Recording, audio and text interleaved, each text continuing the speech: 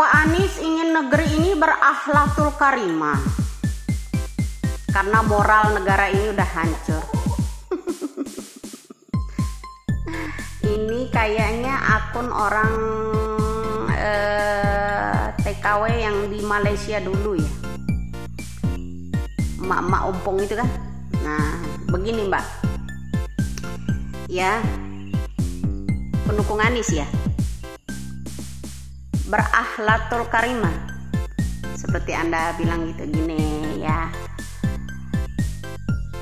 Yang namanya pendukung-pendukung Anies itulah yang merusak akhlak itu sendiri. Jargon-jargonnya pada revolusi akhlak. Akhlaknya kesandung kasus apa bro? Jadi jai langkung, pergi nggak diantar, pulang minta jemput. Satu. Kedua, pendukung-pendukung Anies menghancurkan tata kerama dan keberadaban di Indonesia. Masa sebut negara ini bajingan tolol, negeri bajingan? Kok betah sampean-sampean semua tinggal ini? Kok bisa sampean bilang berakhlakul karimah? Karimahnya dari mana? Akhlaknya di mana? Itu madulatul adab namanya, paham? Madulatul adab bro, ya. Anda yang berkata seperti inilah justru orang pendukung-pendukungnya itu menghancurkan adab di Indonesia. Budi pekerti Indonesia ini dihancurkan sama orang-orang yang menjelma, pendatang yang tinggal di Indonesia ini. Ya. Indonesia ini sangat ramah tamah, bro. Ya. Dalam sila kedua, kemanusiaan yang adil dan beradab. Kau harus bersifat manusiawi, jangan bersifat binatang. Harus memiliki adab. Budi pekerti luhur di Indonesia ini harus dijunjung tinggi bro. Di situ di sila kedua. Ya paham? Di mananya pengen negeri ini berakhlak? Semua pendukung termasuk Aniesnya aja memborokkan negaranya sendiri di Australia. Ya kan? Dia menjelekkan negaranya sendiri, bukannya diangkat setinggi-tingginya Indonesia ini di mata dunia. Kenapa kau rendah-rendahkan sama junjungan lo? Masih ingat dia membahas masa menjelekkan Indonesia ya, tentang COVID-19 kemarin? Masih ingat? Belum pikun kan? Nah itu di situ bro. Ya justru orang-orang pendatang, orang-orang yang pendukung Anies inilah yang menghancurkan akhlak dan budi pekerti yang ada di Indonesia, yaitu sila kedua, kemanusiaan yang adil dan beradab.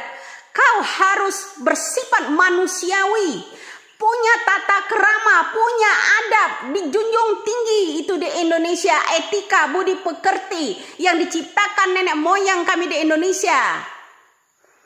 Persatuan Indonesia baru bisa bersatu.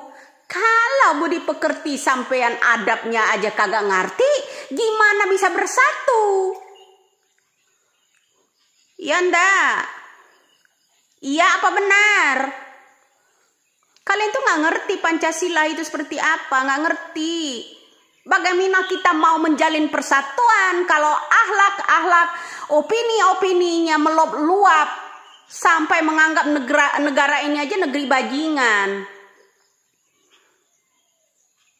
Omongannya bersikap tolol dan segala macam itu. Bagaimana?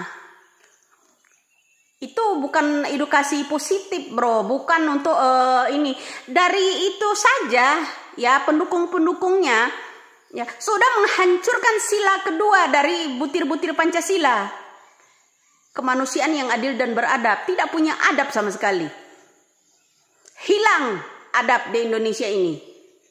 Ya kan? Lenyap begitu saja. Semenjak ada orang edukasi orang-orang pendatang yang jual-jual juriat, jual-jual nabi ini. Hilang budi pekerti Indonesia ini, ya. Leluhur-leluhur kami dulu ya menjunjung tinggi yang namanya kemanusiaan. Harus punya perikemanusiaan sampean, saling sayangi. Dari daerah manapun sampean, kita tetap punya bahasa. Tidak apakah harus wajib bahasa Arab. Persatuan, bahasa persatuan yaitu bahasa Indonesia. Menjunjung tinggi tanah air Indonesia. Bukan dijelek-jelekkan, bukan mengharapkan Indonesia ini hancur.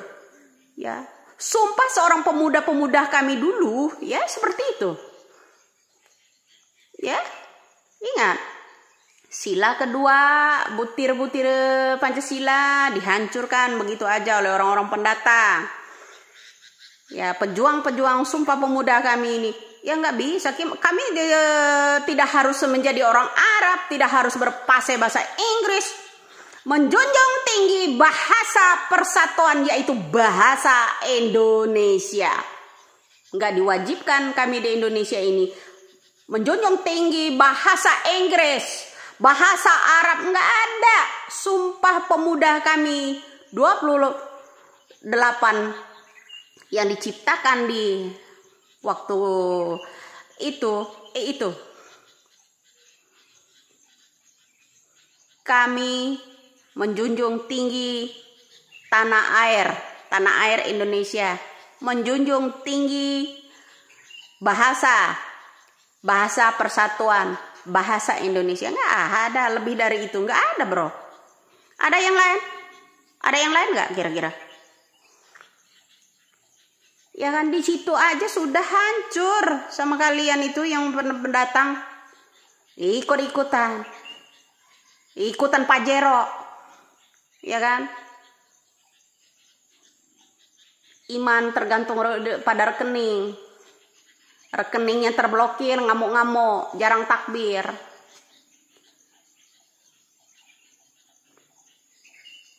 Giliran